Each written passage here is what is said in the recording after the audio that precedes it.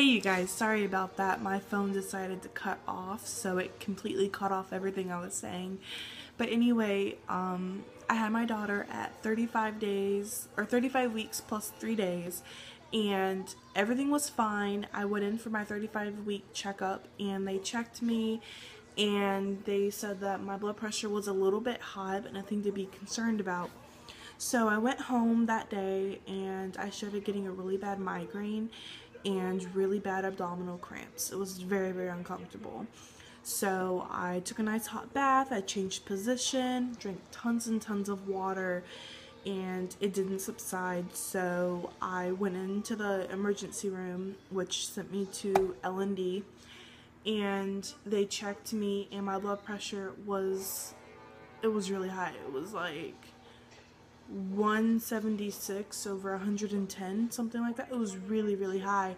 And they said, "Oh my god, do you have preeclampsia?" I said no. And they were like, "Well, have they been testing your urine for protein?"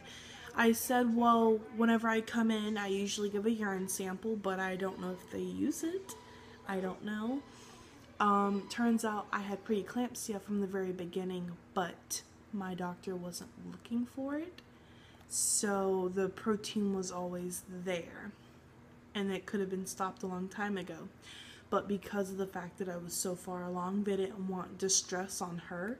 So the initial plan was they were going to keep me for 24 hours, and I was supposed to do a urine catch in a bowl. And they were going to, 24 hours later, they were going to test the urine and see how the protein levels were. But They gave me a room. They told me to get some rest, so I did. Not even a dollar late. At 8 o'clock that morning, a doctor comes in, very concerned, saying that she doesn't want to wait 24 hours to do a urine catch. She would rather just induce me now.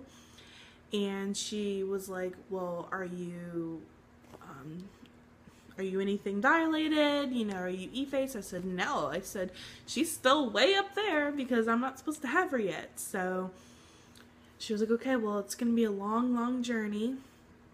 So that Tuesday, which was June 13th, that Tuesday, they induced me that morning, and Liliana did not make her appearance until January 15th at 5:11 p.m. So I was in labor for 3 days, and it was hell. It was horrible. And I had an epidural, but the anesthesiologist put it in wrong, and I was clicking the button and it wasn't working. I was thinking in my mind it was working because I was hitting the button, but whenever they were taking it off, they said, "Oh, this wasn't even connected right." And I was like, "What are you talking about?" And she was like, "Well, you weren't really getting anything out." I was like, "Well, no wonder I felt everything." So it was, my goodness. So, but then she was in my arms, so I was happy about that. I did have to get rushed to OR, because I don't know, like, I guess I had, like, the worst doctors, because as soon as I had my daughter, she was on my chest for, skin to skin, and the doctor immediately starts pulling on the cord to try to get the placenta out. And I was like, "What are you doing?" She was like, "I gotta get the placenta out." I said, "Well, I know this is my first baby, but call me crazy, but I'm pretty sure that the placenta is supposed to expel itself out after 30 minutes of birth, while you push on the abdomen to try to help contract it down." I said, "I may have to do a few pushes, but I'm pretty sure it comes out by itself." She was like, "We don't do that here. We help the placenta come out." So she's yanking on the cord. I'm trying to hold my new baby. Incredibly painful. Then she sticks her whole arm in, trying to get the damn placenta out. I was like, "Okay, you need to stop." I was like, "Are you serious right now?" She was like, "It's not working." I was like, "Well, no shit, it's not supposed to work like that." So I give the baby to my fiance. He says, "I can't hold her right now." I said, "This is really, really painful." So he's loving on her, and I was like, what are y'all doing? Well, I hear a ripping sound, and she tore the placenta, but there were still pieces attached to the uterine wall. So I'm hemorrhaging, and I'm getting rushed to the OR. No one's telling me anything, and I'm like, where's my baby? I want my baby. And I'm in the OR for like 2 hours trying to get this damn placenta out. Because of the fact that I lost so much blood, I was so weak after everything. I couldn't even feed her. I wanted to breastfeed her so bad. I couldn't even breastfeed her because of the fact that they took her from me.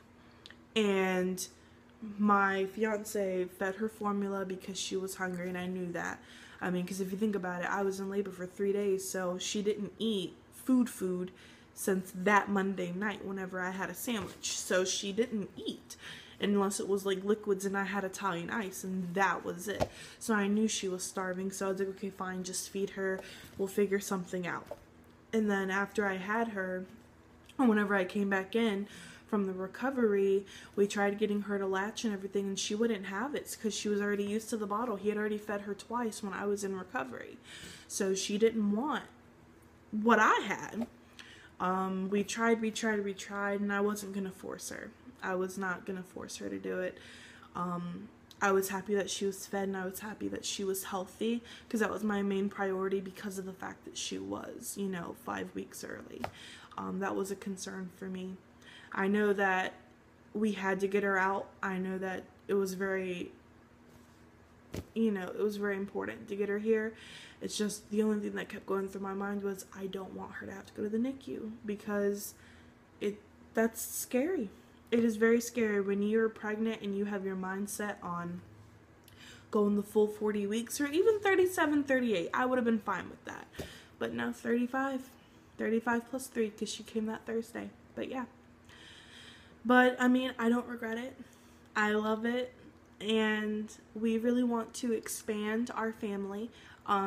When her cousins come over to play, she loves playing with other kids. She loves, even if they're older than her, she'll still try to knock them down and stuff, and it's hilarious.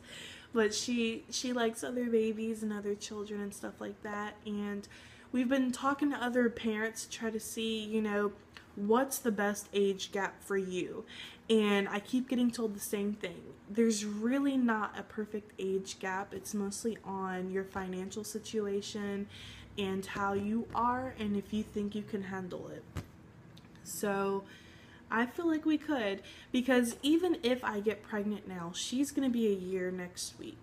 So even if I get pregnant now, like this cycle, the baby won't be here for 9-10 months anyway.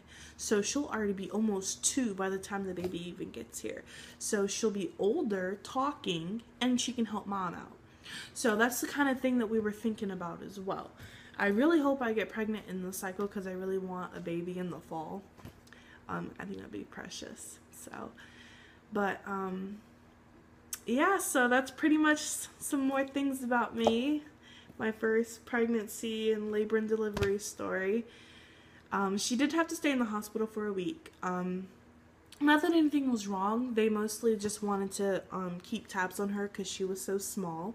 She was born, she was 5 pounds 6 ounces and 18 inches long. She did lose a little bit of weight. She dropped down to 4'6", and then whenever she was discharged, she was at 4'12". She lost weight not because she wasn't eating. She lost weight because she had a high bilirubin count, and so she was under the bilirubin lights, and it dehydrates you. So she was losing a lot of nutrients and weight from that. They thought she had an infection because she had a slight fever, but it was only because, and I told them that. I mean, it was common sense. They just took her out of the bilirubin lights, and they brought her into the room so I could feed her. And they were like, well, she seems to feel a little warm, so she might have a slight temperature.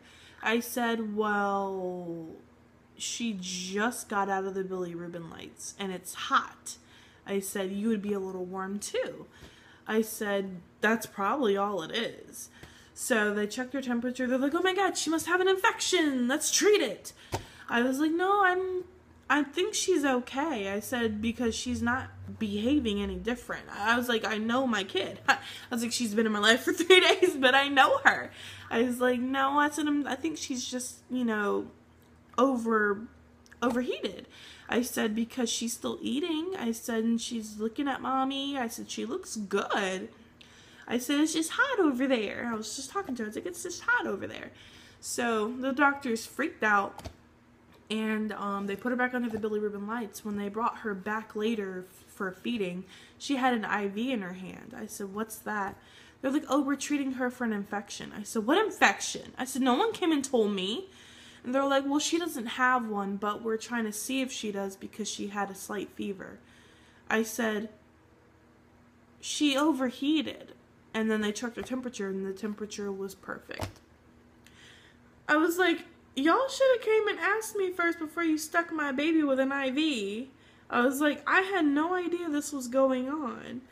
But I am so glad I don't have to deal with any of that anymore, because that was back in New York and now we live in Jacksonville.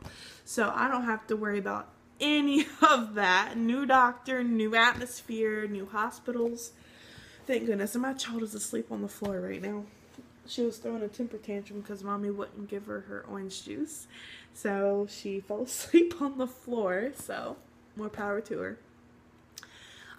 So that was a little bit more about me. Now I have an issue to deal with, because when my phone cut off, I had one video over here and now I have this video. So now I have to figure out how to join these two videos together, because I'm not really tech savvy and my fiance is at work. So let's see, and hopefully if I can get it. I don't know, I've never done this before. I'm actually using my iPhone today. I was using the webcam the other day, and it seemed to work a little bit. Like, I didn't really have any issues with it. But I don't mind it on the iPhone because I can see myself and I don't have to look at another screen. So, but if you have any questions, you can definitely private message me through the Google email that is in the bar on my channel. You can also talk to me on Instagram. I'm not shy. I will answer any questions you may have. If you are pregnant and plus size, that is one thing we can discuss. We can discuss PCOS. We can discuss anything that you feel like you have questions on, because I have questions myself. Like I said, this is our first time having to rely on Clomid, and this is our first time having to deal with something like this. This is the first time we've actually been like, okay, we're serious. We need to get this infertility under control. So this is a whole new thing for me, but I want you guys to be on our journey so that if we do need help, we can ask. But if you guys have any questions about like my first pregnancy and things that I went through and anything you want to talk about, I am here. I really don't mind, because it's nice to have someone to talk to. It really is. Maybe in the next video you guys can meet my fiance when he won't be at work. But yeah, I'll definitely make another video, if not tomorrow, discussing something. Like, if you guys pick a topic you want to discuss, I can make a video on that. But I will definitely be taking another video on day 5 of Clomid. So whenever I take the last pill of Clomid, I'm going to do another video to talk about any symptoms and any side effects that I've noticed on the pill. Hopefully there are none, but I will definitely make a video just in case. Anyway, I want to thank you guys for subscribing. I already have I think 6 or 7 subscribers, which is really awesome. Thank you so much. I hope you guys enjoy my videos and continue watching them, and definitely share them. Try to get more people to be involved, you guys. Definitely. So thank you. Follow us on Instagram, and you guys have a great day. All right, have a good weekend. Bye.